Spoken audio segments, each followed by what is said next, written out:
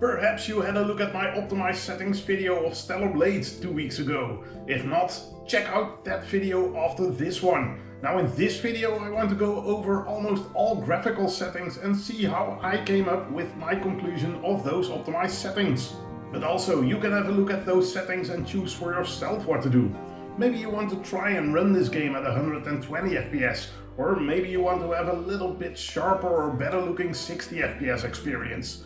And maybe you just want to scream at those ugly ass 4K graphics and shout "Why?" at the screen. Welcome to HEnK Gaming, guess who I am? Guess who this is? That's Eve, isn't it?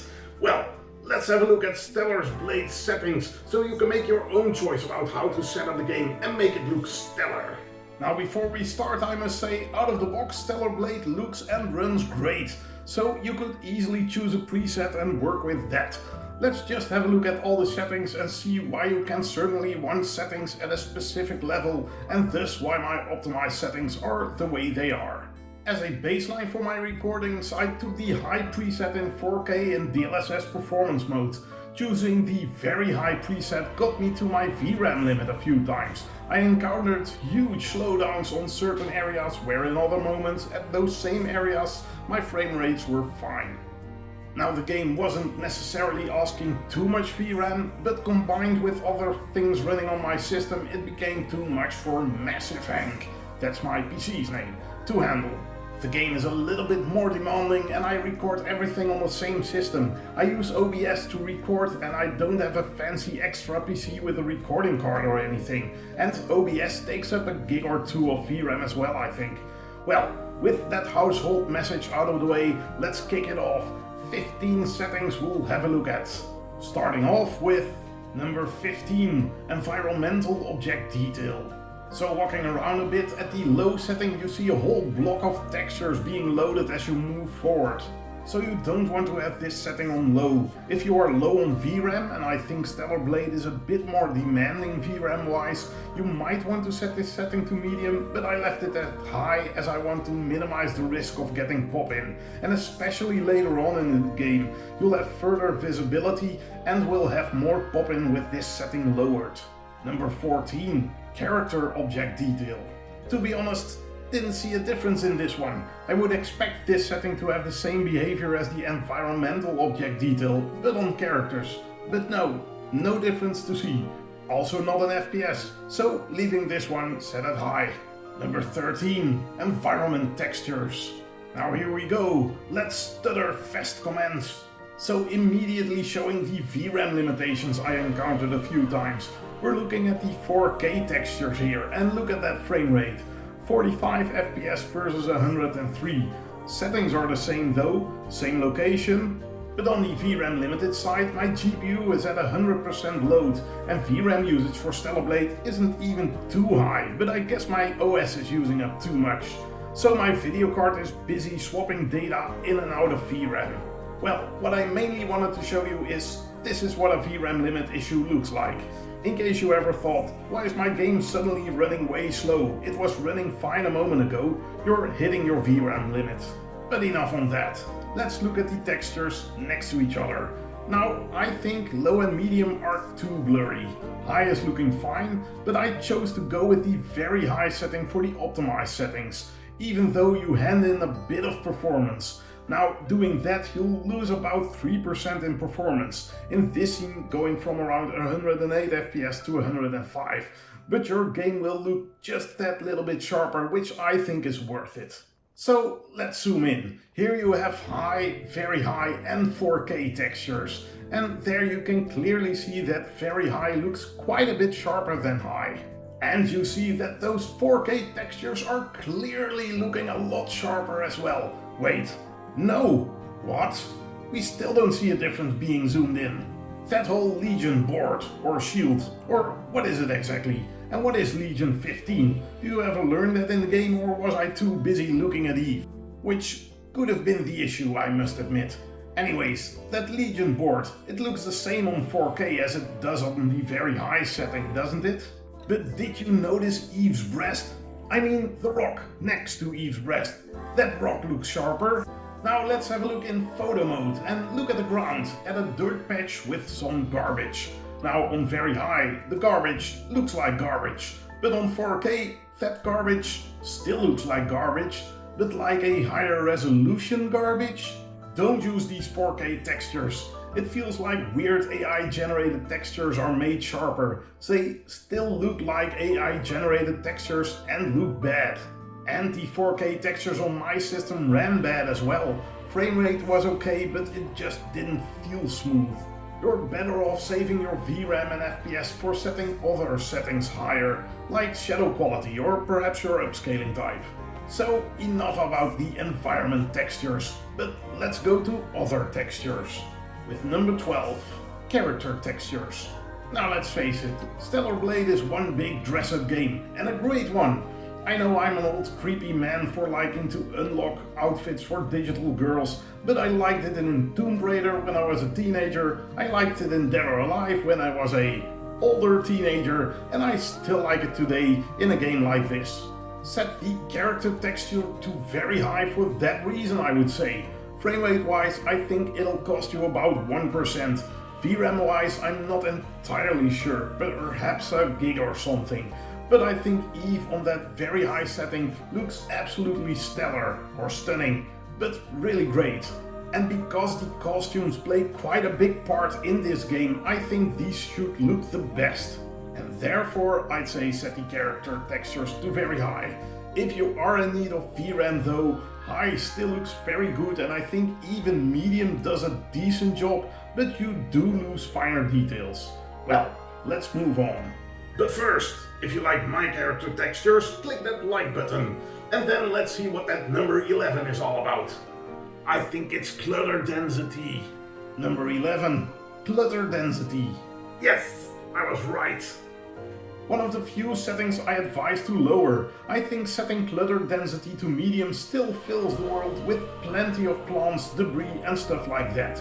To be honest, if you want to improve your FPS even more, I would argue that even going too low would still have a fair amount of junk in the world and does not make the world feel all empty all of a sudden. However, medium is the best sweet spot, and I think you might start to notice it when this setting is set to low, but you will not notice this setting being at medium.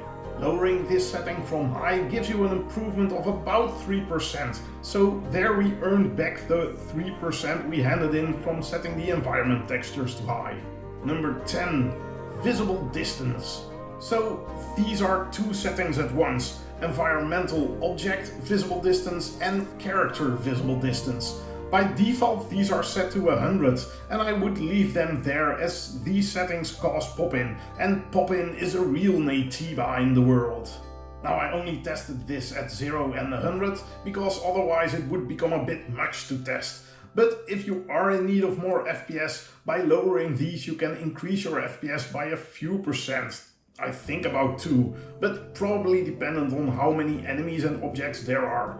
However, we leave it at 100. Number 9, shadow quality. This one was interesting. So I almost wanted to set this setting to medium for the optimized settings. And then I tested a bit more and I thought, no, this one should be very high.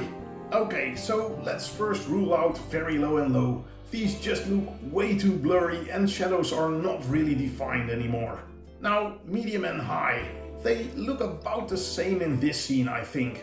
High looks just slightly better, but medium performs quite a bit better. Going from very high, you will win about 3% for the very high to high, but about 8 to 9% going from very high to medium, so it performs quite a bit better.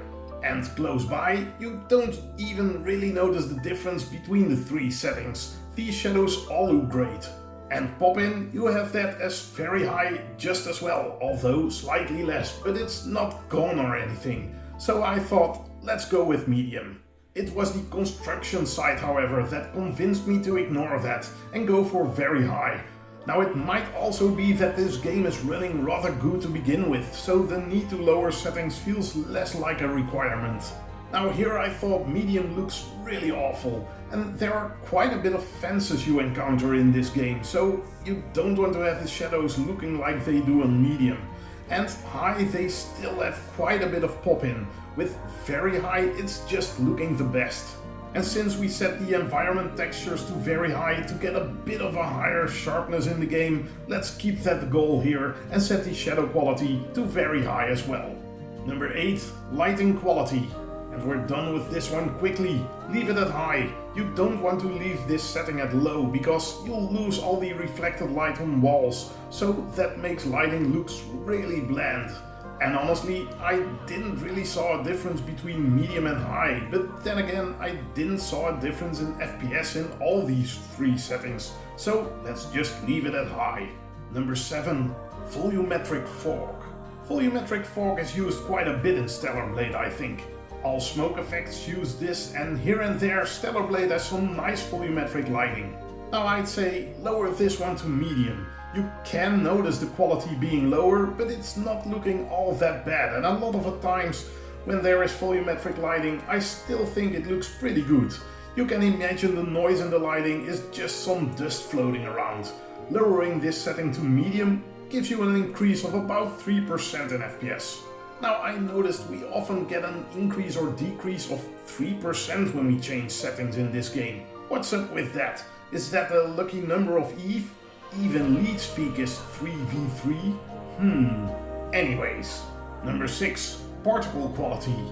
I first tested this at the boss fight on the parking garage, but the same number of particles on all levels, I think. Well, I haven't counted them exactly, but it looked about the same. But apparently it's not really about the amount of particles, I think. Now here, in the thing where you put the fusion cell in, you can see that on low the distortion effect is removed. Weirdly enough, that lowers FPS a little bit compared to medium where that distortion effect is still present.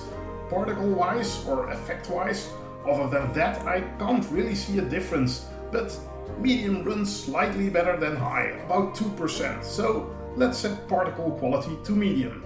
Number 5. Animation quality. Now I know that the frame rate of certain enemies gets lowered when they're in the distance. I saw that on PS5 on my playthroughs a few times in the desert. I think this setting might affect that, but I don't really see it here. Or do I?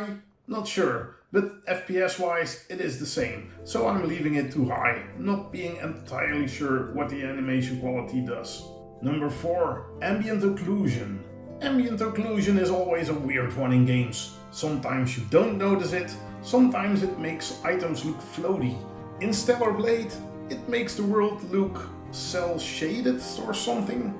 Lowering this setting does something weird to the shading. Objects almost look outlined, like they're drawn. It makes no difference in FPS, so I would say leave it at high. Or if you wish Stellar Blade was an anime, then perhaps turn this to low, because then the game looks weirdly animated at times. Number 3. Depth of field. Let's have a look at depth of field. And here I think we should go no lower than high. At the high level the background still looks a bit blurred out, where on the medium the effect isn't really visible anymore.